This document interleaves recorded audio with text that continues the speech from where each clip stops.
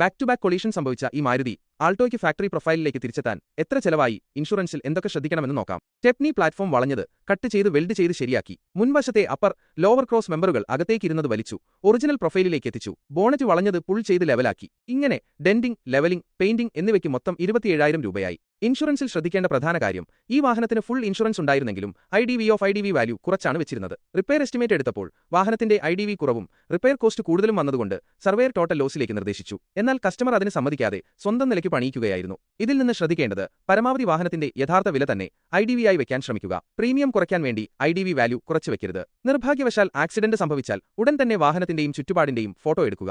ശേഷം തൊട്ടടുത്തുള്ള പോലീസ് സ്റ്റേഷനുമായി ബന്ധപ്പെട്ട് GD റിപ്പോർട്ട് എടുക്കുക. തുടർന്ന് ഇൻഷുറൻസ് കമ്പനിയെ അറിയിക്കുക. ഇതിനായി GD report, original driving licence, RC, വർക്ക്ഷോപ്പിൽ നിന്നുള്ള റിപ്പയർ എസ്റ്റിമേറ്റ് എന്നിവ ആവശ്യമാണ്. സ്പെയർ ഏതൊക്കെയാണ് മാറ്റിയത് എന്ന് നോക്കാം. റേഡിയേറ്റർ 2437 രൂപ, AC പൈപ്പ് 400 രൂപ, 2 ലിറ്റർ കൂളന്റ്